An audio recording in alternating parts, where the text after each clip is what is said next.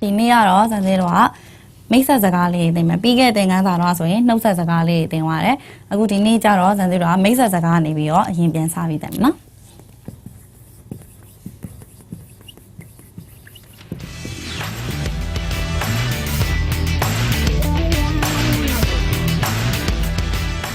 ဟုတ်ပြီအဲ့ဆိုရင်အခုစံသေးတော့ကိုမိတ်ဆက်ကြမယ်သူများနေတဲ့အခါကျတော့ဥမာတယောက်ချင်းစီကဥမာမောင်မောင်ဖြစ်တဲ့လူကမောင်မောင်ဆိုမယ်မမဖြစ်တဲ့လူကမမဆိုမယ်ဆိုရင်လူမညီစမညီမှာဆိုလို့စံသေးတော့နာမည်တစ်ခုကိုအစားသွင်းပြီးတော့ဆိုလိုက်မယ်နော်ဥမာကျွန်တော်ဒီဥမာမောင်မောင်ပဲဖြစ်ပါစေမမပဲဖြစ်ပါစေပေါ့မောင်မောင်ဆိုတဲ့နာမည်လေးကိုခဏအစားသွင်းပြီးတော့ဆိုကြည့်လိုက်မယ်ကျွန်တော်ဟာမောင်မောင်ဖြစ်ပါတယ်ဆိုပြီးတော့ပဲခဏမောင်မောင်အစားသွင်းလိုက်မယ်နော်ဟုတ်ပြီအဲ့ဆိုရင်အခုကိုမိတ်ဆက်ကြမယ်တွေ့ရတာဝမ်းသာပါတယ်ဆိုတဲ့ဟာလေးကိုဆိုရမယ့်စကားလေးကဟာဂျီမဲမတ်တဲ့ဆိုကြည့်ပါဟာဂျီမဲမတ်တဲ့ဟာဂျီမဲမတ်တဲ့ဟာဂျီမဲမတ်တဲ့မောင်မောင်လို့ခေါ်ပါလားဆိုရင်မောင်မောင်တို့မိုးရှိမတ်တို့မိုးရှိမတ်မောင်မောင်တို့မိုးရှိမတ်ဟာဂျီမဲမတ်တဲ့ဟာဂျီမဲမတ်တဲ့မောင်မောင်တို့မိုးရှိမတ်はじめましてママンと申しますどうぞよろしくどうぞよろしくどうぞよろしくお願いしますお願いしますどうぞよろしくお願いしますどうぞよろしくお願いしますどうぞよろしくお願いしますお願いしますお願いしますဆိုတဲ့စာလေးကိုသင်ခန်းစာတစ်တုန်းကပထမပိုင်းတော့စမ်းစစ်လို့သင်သွားတာအဓိပ္ပာယ်လေးမှတ်မိသေးလားお願いしますဆိုရင်တောင်းဆိုပါတယ်ဆိုတဲ့စကားလေးယဉ်ကျေးအောင်လို့အသုံးနှုန်းလေးကခင်ခင်မင်းရှိချင်ပါတယ်ဆိုတဲ့ဟာလေးကိုသူကတောင်းဆိုပါတယ်ဆိုကပ်ပြီးတော့သုံးတာတယ်ယဉ်ကျေးတဲ့သုံးနှုန်းどうぞよろしくお願いしますဆိုပြီးတော့お願いしますကိုကပ်ပြီးသုံးတာတယ်အခုနောက်ပိုင်းချိုးဆိုလို့ရှိရင်どうぞよろしくဆိုပြီးတော့လည်းမိတ်ဆက်တဲ့လူလည်းရှိတယ်အဲ့လိုမျိုးဟိုဂျပန်လူမျိုးကလာတယ်ပေါ့どうぞよろしくပဲပြောရင်တော့မှပဲကိုကယဉ်ကျေးလေးနဲ့どうぞよろしくお願いしますလို့ပြောလိုက်တာအဆုံးထိပြောလိုက်တာပို့ပြီးတော့ကောင်းမယ်お願いしますဆိုတဲ့ဟာပို့ရင်ချင်းမယ်ဒါမဲ့လည်းどうぞよろしくပဲပြောနေရဆိုလို့ရှိရင်သူမှားနေတာဆိုမှဟုတ်မှမှန်တယ်နော်どうぞよろしくお願いしますဆိုတဲ့ဟာလေးကခင်ခင်မင်းရှိချင်ပါတယ်တောင်းဆိုပါတယ်ဆိုတဲ့ဟာလေးကိုသူကကတ်ထားတယ်ဟုတ်ပြီအဲ့ဆိုလို့ရှိရင်ကိုကဒီဟာလေးကိုမိတ်ဆက်ကြည့်မယ်ပြန်ဆိုကြည့်ပါはじめまして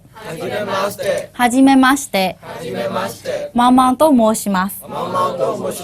どうぞよろしくお願いしますよろしくお願いしますဟုတ်ပြီအဲ့ဒါလေးကိုမိတ်ဆက်တဲ့အချိန်မှာကိုကပုံစံလေးကကြတော့はじめましてママンဆိုလို့ရှိရင်လည်းママンと申しますどうぞよろしくお願いしますဆိုပြီးတော့အမူအရာလေးကလည်းကိုင်းညွန့်ပေးရတယ်အကယ်၍ကိုကဂျပန်လူမျိုးကလိုက်ကိုင်းညွန့်နေအောင်ပါမယ်ကိုခံတိုင်းမပိုင်တော့ပါပဲခေါင်းလေးတော့အနည်းဆုံးどうぞよろしくお願いしますဆိုတဲ့ဟာလေးပေါ့နော်ခေါင်းလေးကိုင်းညွန့်ရမယ်အမှန်ကတော့ဖြစ်တင်တာကတော့どうぞよろしくお願いしますဆိုလို့ရှိရင်နည်းနည်းလေးကိုခန္ဓာလေးပါပြီးတော့ဆောင်းပြီးတော့မိတ်ဆက်ပေးရမယ်နော်ကိုင်းညွန့်ပြီးတော့ဟုတ်ပြီအဲ့ဆိုရင်ဒါလေးကိုပြန်ဆိုကြည့်အောင်はじめましてママンと申しますどうぞよろしくお願いしますよろしくお願いしますဟန်ပန်မူရလေးပြန်ပြောပါမယ်はじめましてママンと申しますどうぞよろしくお願いしますဆိုပြီးတော့ကိုင်းညွန့်မဲ့မူရလေးနဲ့ဖြစ်ရမှာနော်ဟုတ်ပြီအဲ့ဆိုလို့ရှိရင်အခုママンと申しますဆိုတဲ့စာလေးကိုချိုးရကြတော့ママンですဆိုပြီးတော့လည်းပြောလို့ရတယ်ဖြစ်ပါတယ်ဒါမှမဟုတ်လေတခုခုပါဆိုတဲ့ပုံစံလေးママンですはじめましてママンですどうぞよろしくお願いしますဆိုပြီးတော့ですတခုခုဖြစ်ပါတယ်ဆိုလို့ရှိရင်ですဆိုပြီးတော့ပြောတဲ့သုံးလုံးလေးရှိတယ်ဒါပေမဲ့လောလောဆယ်တော့ကိုကဒီမှာစာအနေနဲ့ကြက်တဲ့အချိန်မှာခဏလေးမောင်မောင်တို့မိုးရှိမဒီတခုပဲရင်ကြက်ထားလိုက်မယ်ဒီသုံးလုံးလေးကရှိတယ်ဆိုတာလေးသိမယ်ပေါ့မောင်မောင်ですလို့ပြောလဲမမောင်မှန်တယ်နော်မောင်မောင်ですဟုတ်ပြီအဲ့ဆိုရင်ဒါလေးတစ်ခေါက်ပြန်ပြောကြည့်မယ်ပြီးရင်နောက်ထပ်တစ်ခုသင်ရမှာပေါ့နော်ဟုတ်ပြီပြန်ပြောကြည့်ရအောင်はじめましてママンと申しますどうぞよろしくお願いしますဟုတ်ပြီအဲ့ဆိုရင်စမ်းစစ်တော့ဒီသင်ခန်းစာနှစ်မှာဆိုလို့ရှိရင်မိတ်ဆက်စကားလေးကိုဘယ်လိုမိတ်ဆက်မလဲဆိုတဲ့ဟာလေးသိသွားမယ်ဟန်ပန်မူရလေးလည်းလိုအပ်တယ်တွေ့ရဝမ်းသာပါတယ်မောင်မောင်ပါခင်ခင်မင်းရှိချင်ပါတယ်ဆိုလို့ရှိရင်ဥမာအကိုင်းညွန့်တဲ့အမူအရာလေးမပါဘူးဆိုလို့ရှိရင်မယိုတရားကြမှာဆိုလို့はじめましてပထမနည်းနည်းလေးတစ်ခါကိုင်းညွန့်ပြီးတော့ママンと申しますတစ်ဖက်လိုလည်းဥမာကိုယ့်နာမည်အရှိကြီးတဲ့ဖြစ်ချင်းဖြစ်မှာဥမာယေသနာတင်ကြီးဆိုလို့ရှိရင်ယေသနာတင်ကြီးတဲ့ဖြည်းဖြည်းလေးပြောရမှာပေါ့နော်မြန်မာလူမျိုးဂျပန်လူမျိုးနဲ့မိတ်ဆက်တဲ့အချိန်မှာကိုယ့်နာမည်တွေအကုန်လုံးလည်းသူတို့ကအစိမ့်နေတဲ့အခါကျချက်ချင်းသိမှာမဟုတ်ကိုဆိုလို့ရှိရင်လည်းသူတို့နာမည်နားထောင်တဲ့အချိန်မှာချက်ချင်းနားမလဲဘူးပေါ့အဲ့ဒီခါကျတော့ကိုကနာမည်ပြောတဲ့အချိန်လေးမှာနည်းနည်းလေးဖြည်းဖြည်းလေးပေါ့နော်ဥမာယေသနာဆိုလည်းယေသနာတော့မောရှိမတ်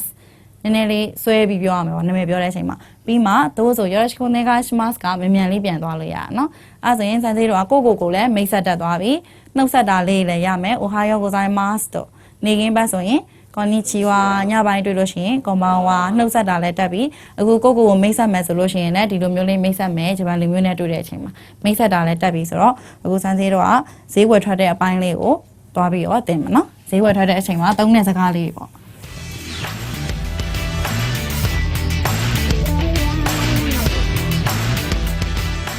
ဈေးဝယ်ထွက်မယ်အစားအသောက်တွေဝယ်တာပဲဖြစ်ပါစေဥမာပစ္စည်းလေးဝယ်တာပဲဖြစ်ပါစေဈေးဝယ်ထွက်မယ်နော်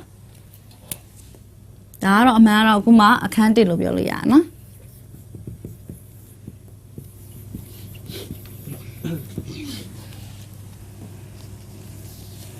ဒီအခုသင်မဲ့သင်ခန်းစာမှာပါမဲ့စလုံးလေးတွေ vocabulary လေးတွေကိုအရင်ချပြီးရေးလိုက်မယ်ရေးပြီးမှစာကြောင်းပုံစံလေးရေးတယ်နော်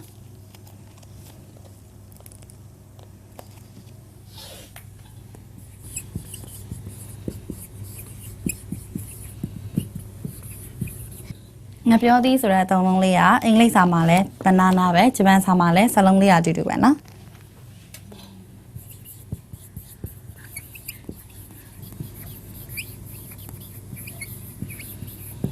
ဟမ်ဘာဂါကလည်းဂျပန်စာမှာလည်းဟမ်ဘာဂါပဲဆိုရမှာနော်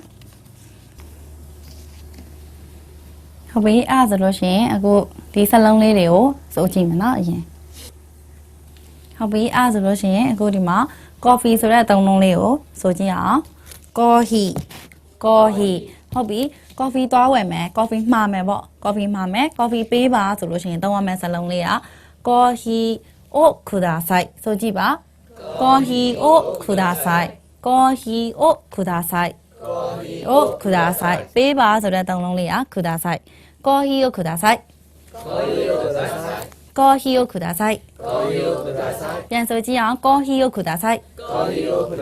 ဟုတ်ပြီဒါလေးကတော့ပုံမှန်မှားလိုက်တာပါ coffee をくださいအကယ်၍くださいဆိုတဲ့စလုံးလေးကိုကမေ့နေရပဲထားပါတော့ပေးပါဆိုတဲ့ဟာလေးတောင်းတာမေ့နေဘာလို့တောင်းလို့ရလဲဆိုလို့ရှိရင်ဆောနာပြောသွားသလိုပဲအရန်အစဉ်ပြေဆိုတဲ့စလုံးလေးလေဘာပဲတောင်းဘလို့တောင်းမလဲお願いしますဟုတ်တယ်ဘာပဲခိုင်းဘလို့ခိုင်းမလဲお願いしますအလုပ်သွားတောင်းရင်လည်းお願いしますเนาะお願いしますအရင်ကြီးရယ်เนาะဂျပန်စာမှာဟုတ်ပြီအဲ့တော့လေ coffee ပေးပါဆိုတဲ့ဟာလေးကိုဘလို့မှားလို့ရလဲ coffee をお願いします coffee をお願いしますဆိုကြည့်အောင် coffee をお願いしますお願いしますお願いしますဟုတ်ပြီအဲ့ဆိုလို့ရှိရင်ဒီဟာလေးကတော့ပုံမှန်သုံးတဲ့အသုံးလုံးလေးပေါ့အမှန်お願いしますပြောလိုက်ရင်ပိုအောင်ယဉ်ကျေးသေးတယ်ဟုတ်ပြီပြန်စောကြည့်အောင်အခုဒီမှာဒီပုံကတ်လေးမှာ तू ကဘာဝယ်နေလဲဆိုလို့ရှိရင် coffee ဝယ်နေတဲ့အမျိုးသမီးကဧည့်သည်က coffee ဝယ်နေအဲ့ဆိုရင် coffee ပေးပါဆိုတဲ့စလုံးလေးပြောကြည့်ပါ coffee をくださいဟုတ်ပြီ coffee မှာမယဉ်ကျေးတဲ့သုံးလုံးနဲ့ဆိုရင် coffee をお願いしますဟုတ်ပြီဒီပုံလေးကိုတွေ့ရနဲ့ကက်ကလေးကိုတွေ့ရနဲ့ကိုကဘာဆိုမလဲဆိုရင်ကော်ဟီဖြစ်တဲ့အတွက်ကြောင့်မလို့ကော်ဟီကိုくださいဟုတ်ပြီအဲ့ဆိုရင်လောလောဆယ်ပထမတစ်ခေါက်ကတော့くださいပုံစံနဲ့ပဲအကုန်လုံးကိုသွားမယ်နောက်ဒုတိယတစ်ကြောကျတော့お願いしますပုံစံနဲ့သွားမယ်အဲ့ဆိုရင်အခုဒီပုံလေးကိုတွေ့ပြီးကော်ဟီကိုくださいဒီမျိုးသမီးကတော့ဘယ်လိုပြောမလဲဆိုလို့ရှိရင် はいနားလည်ပါပြီဆိုတဲ့စလုံးလေးလည်းပြောလို့ရသေးတယ်ဟုတ်ကဲ့ပါနားလည်ပါပြီတခုခုဆိုလို့ရှိရင်တို့ကအရင်ဟုတ်ကဲ့မြန်မာလူမျိုးကြတော့ဥမာဒါလေးမှားလိုက်တယ်ဆိုတော့ဟုတ်ကဲ့ဆိုပြီးတော့ပြီးသွားတယ်တို့ကြတော့ဟုတ်ကဲ့ဒီလုံးနဲ့မဟုတ်ဘဲနဲ့ဟုတ်ကဲ့နားလည်ပါပြီဆိုတဲ့သဘောလေးနဲ့ပို့ပြီးတော့ပြောတယ်わかりましたわかりましたはいわかりましたဟုတ်ကဲ့နားလည်ပါပြီလို့အရင်သုံးတယ်はいわかりましたはいわかりましたဆိုကြည့်အောင်はいわかりました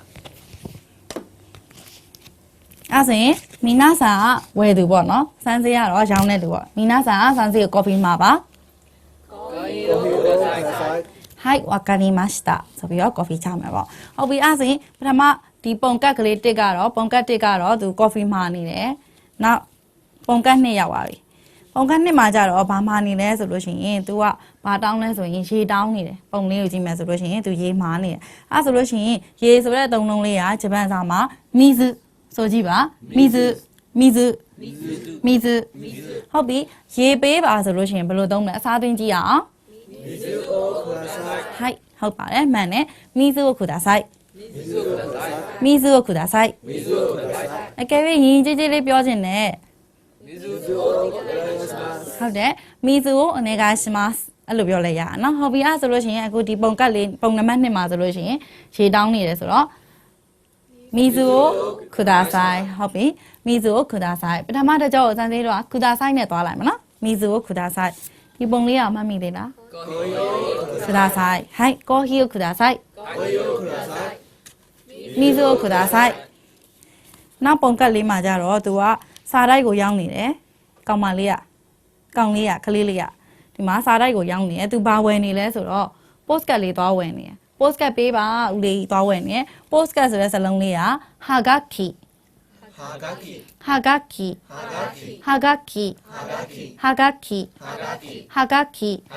ဟုတ်ပြီ post card ပေးပါအစားသွင်းကြည့်အောင်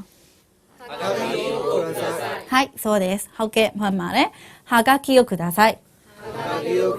はがきをください。何でら？水をください。はがきをください。サロンလေးတွေတော့ရမှာပေါ့နော်။サロンလေးတွေခိုတိုဘာလို့ခေါ်တယ်။サロンလေးတွေ vocabulary တွေပေါ့။ vocab တွေရမယ်။နောက်ပွားလို့ရှိရင် grammar pattern လေးတွေရမယ်ဆိုလို့ရှိရင်ဂျပန်စကားကပြောရတာလွယ်ပါတယ်။အဲဆိုလို့ရှိရင်အခုဒီပုံလေးမှာဆိုရင်သူဝယ်နေရလေးကpost card ဆိုတော့はがきをください。ဒီပုံလေးမှာဆိုရင်ကော်ဟီကိုくださいဟုတ်ပြီအဲ့ဆိုလို့ရှိရင်ကော်ဖီဆိုတဲ့အသုံးလုံးလေးသိပါပြီဗါတယ်လေကော်ဟီနောက်ရေဆိုတဲ့အသုံးလုံးလေးကမီဇူနောက်ပြီးတော့ဟုတ်တယ်ဟာဂကီအဲ့ဆိုရင် post card ဆိုတဲ့အသုံးလုံးလေးလည်းသိပါပြီဟာဂကီဟုတ်ပြီအဲ့ဆိုရင်နံပါတ်4ပုံလေးကိုကြည့်ရအောင်ဒီမှာ तू ကတော့မျိုးသမီးကဘာလာဝယ်နေလဲဆိုရင် तू လည်းစာတိုက်ရောက်နေတယ်စာတိုင်းရောက်နေပြီးတော့မျိုးသမီးကဘာလာဝယ်လဲဆိုလို့ရှိရင်သူတစိတ်ကောင်းလေးဝယ်နေတယ်နော်တစိတ်ကောင်းလေးဝယ်နေအဲတစိတ်ကောင်းဆိုတဲ့စလုံးလေးသိမှကွာပြောလို့ရမှာနော်ဂျပန်စကားပြောဖို့အတွက်အဓိကကတော့ vocab ရရမယ်ပြောလို့ရှိရင်တခုခုပတ်တန်လေးတွေပေါ့ဒီဟာလေးကပတ်တန်လေးကိုခေါ်တယ်ပတ်တန်သိမယ် vocab ရမယ်ဆိုလို့ရှိရင်ဂျပန်စကားပြောရလွယ်တယ်မြန်မာစာနဲ့တရားပုံစံချင်းအတူတူပဲနော်ဥပမာကျမဒီဈေးသို့သွားသည်ဆိုဂျပန်စာမှာလည်းကျမဒီဈေးသို့သွားသည်ပဲအင်္ဂလိပ်စာဆိုလို့ရှိရင်ပြောင်းပြန်လှန်ရလေအဲ့လိုမဟုတ်ဘဲနဲ့မြန်မာစာနဲ့ဂျပန်စာနဲ့ကတရားပုံစံချင်းအတူတယ်အဲ့တော့ပုံပြီးမှတ်လာလွယ်ပါတယ်အဲ့ဆိုရင်ဒီကလေးဆက်လိုက်မယ်နော်အဲ့မှာ तू ကဘာဝယ်နေလဲဆိုလို့ရှိရင်တစိတ်ကောင်းဝယ်နေတစိတ်ကောင်းဆိုတဲ့စလုံးလေးကိုဆိုရမှာခစ်တဲ့ခိဆိုတဲ့စလုံးလေးကိုအတန်ဆောင်းထွက်စေခြင်းနဲ့အဲ့ဒါကြောင့်မလို့ဂျပန်စာနဲ့ဆိုလို့ရှိရင်တော့အတန်ဆောင်းထွက်ရတယ်ဆိုတဲ့ဟာလေးနားလေစလုံးနဲ့ရေးပြအခုမြန်မာလိုရေးပြတဲ့အတွက်ကြောင့်မလို့မသိမှာဆိုလို့လောဆယ်တော့ဒီလိုမျိုးလေးမြားလေးထိုးထားတယ်ဆိုလို့ဒါခိဆိုတဲ့ဟာလေးကိုအတန်ဆောင်းထွက်ပေးပါဆိုတဲ့သဘောနော်ခိတဲ့ဟုတ်ပြီအဲ့ဆိုလို့ရှိရင် तू ကဒီမှာဆိုလို့ရှိရင်တစိတ်ကောင်းလေးသွားဝယ်မယ်တစိတ်ကောင်းပေးပါဆိုတဲ့ pattern လေးအစားသွင်းကြည့်အောင်切ってくださいဟုတ်ပြီအဲ့ဆိုလို့ရှိရင်တစိတ်ကောင်းလေးဝယ်တတ်သွားမယ်နော်ဈေးဝယ်နေပြီ post card ဝယ်မယ်はがきをくださいတစိတ်ကောင်းဝယ်မယ်切ってくださいဟုတ်ပြီအဲ့ဆိုရင်ဈေးဝယ်တတ်ပြီ၄ခုဝယ်တတ်သွားမယ်နော်နောက်ထပ်တစ်ခုမှာငပြောသည့်ပုံလေးသူသွားဝယ်ပြီဟုတ်ပြီကလေးလေးကမဆိုင်ရှင်ဦးလေးရှိမှာဈေးသွားဝယ်နေတိတိဆိုင်ရောက်နေတယ်သူလိုချင်တာလေးကငပြောသည်ဆိုတော့ banana တူတူပဲเนาะအင်္ဂလိပ်စာနဲ့တူတူပဲသူက banana အစားသွင်းကြည့်ပါはいそうですဟုတ်ကဲ့မှန်ပါတယ် banana ကိုくださいဟုတ်ပြီအဲ့ဆိုလို့ရှိရင်ငပြောသည်လည်းဝယ်တတ်တယ်ဒီမှာတိတိဆိုင်မှာဈေးဝယ်တယ်နောက်ထပ်ပုံကတ်လေးကိုကြည့်မယ်သူတယ်လီဖုန်းဆက်ချင်တယ်ဒါမဲ့သူ့မှာကတ်မရှိဘူးတယ်လီဖုန်းကတ်သူက1000တန်းတယ်လီဖုန်းကတ်လေးသူသွားဝယ်မယ်ဆိုတော့သူမှာတယ်လီဖုန်းကတ်ဦးလေးရှိမှာသွားဝယ်ပြီတယ်လီဖုန်းကတ်ဆိုတဲ့စာလုံးလေးဒီမှာကိုကပြောလို့ရမှာတယ်လီဖုန်းကတ်ဆိုတဲ့စာလုံးလေးကိုဂျပန်စာမှာတယ်လီဖုန်းကားဒိုဆိုကြည့်မယ်တယ်လီဖုန်းက